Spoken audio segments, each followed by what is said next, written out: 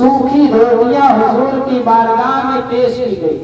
एक तरफ मदीना की गलियों में मुसलमान सहाबी के घरों से उम्दा खाने की खुशबू, एक तरफ सूखी रोटियां अपनी हमशीरा के घर।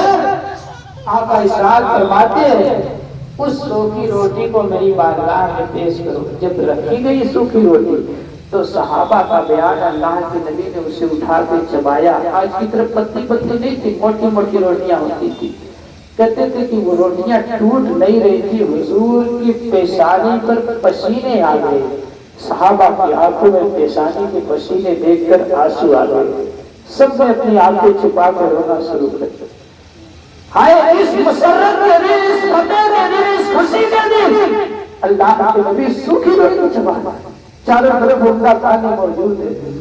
उम्मते अपनी उम्मत को ये पैगाम दिया जाए, मेरी उम्मतों उम्मती सुनो, कभी ऐसा मौका आ जाए बहन के घर जाके, हालात बहन के बहुत अच्छे हो लेकिन कभी कुछ ऐसी मजबूरियां हो, कुछ हल्का फुल्का नाश्ते को रख दे, पानी पीने का हल्का इंतजाम कर, हर पे शिकायत न करना, खुशी खुशी तनावुल फरमा के अपने घर वापस आ जाना। अल्लाह के नबी की सीरत को नजरों के सामने रखना।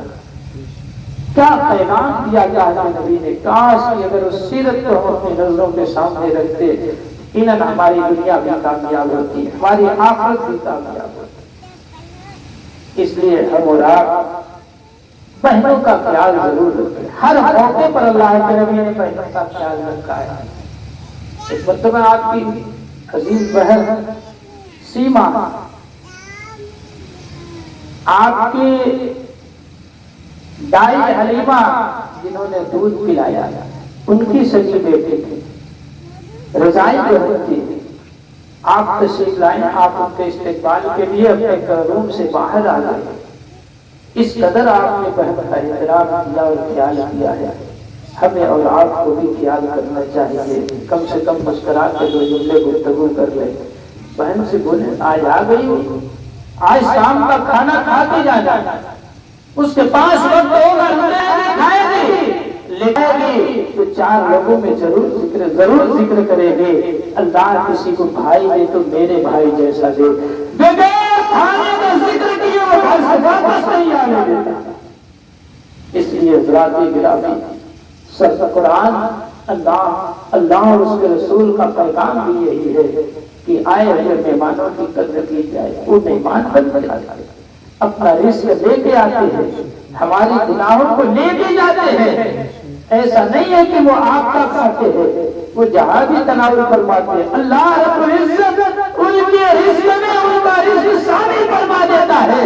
कभी न सोचना कि ये हमारी कमाई का खा रहे हैं, ये हमारी मशक्कत का खा रहे हैं। अल्लाह रब्बुल इज्जत ने उनकी आमद और उनके खाने की बरकत आपके रिस्क में डाल दी है।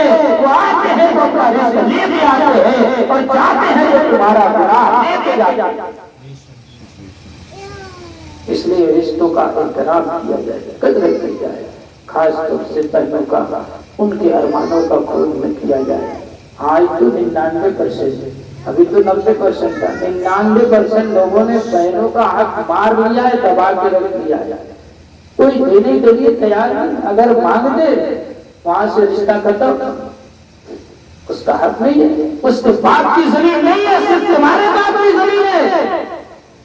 इस्लाम ने उसका हक तुम पर वाजिब देना जरूरी नहीं किया। वो समझते सारा हमारा है, वो तुम्हारी वही बहन है, जिस खून से तुम पैदा हुए उसी खून से वो भी पैदा हुए, उसका भी हक भी नहीं देंगे और रिश्ते भी तोड़ डालेंगे, रिश्ते भी खत्म कर डालेंगे। हालात किस कदर पद से बदतर होते जा रहे हैं, किस कदर खराब होते, बल्कि दो चार भाइयों का और हक में शामिल कर लेंगे, उसे भी नहीं लेना चाहिए। कह दिन गुजारेंगे जिंदगी इस जमीन पे, कितने दिन जिएंगे उस हक को लेकर। जिन्होंने दूसरे का हक मानकर अपनी औलादों के लिए मकान बनवाना चाहा, उनके लिए कामयाब घर बनाना चाहा है, या तो उनकी औलाद शराबी हो गई है या तो इलाज हो गई है, उन्होंने दूसरे के हक को मारकर बनाया था, उनकी औलादों ने उस हक को बेचना शुरू किया और बर्बाद करना शुरू किया। यही तारीख रही है, जब दो دوسروں کا حق مار کے کوئی زمین اور جائیداد بنائی جاتی ہے تو جن کے لیے بنائی جاتی ہے کبھی وہ کامیاب نہیں ہوتے. آپ کے بنانے سے وہ بن جائے گا، جسے اللہ نہ بنانا چاہے اس کا باپ اگر بنائے تو بن جائے گا، نہیں بنا سکتا ہے. بنائے اس کا باپ، حقوق ادا کر کے لوگوں کے حقوق مار کے بنائے گا تو اس کی اولادیں ایسی ہوں گی دنیا نے دیکھا بھی ہے، یا تو شرابی ہو جائے گی یا تو عیاش ہو جائے گی، اور اسی نشے اور شراب اور عیاشی کی شکل میں ساری جائیداد جو لوگوں کا حق مار کے بنائی گئی تھی سب کی سب چیزیں ختم ہو جائے گی، وہ اولاد روڈ پہ جائے گی. اس لیے کبھی بہنوں کا حق مار کر اپنی جائیداد کو بنانے کی کوشش مت کرتا. نہ تو وہ دکان کامیاب ہو سکتی ہے، نہ تو وہ مکان کامیاب ہو سکتا ہے. واتقوا الله الذي تساءلون به والارحام استغفر الله ربي من كل ذنب واتوب اليه وما علينا الا البلاغ. السلام عليكم ورحمة الله وبركاته.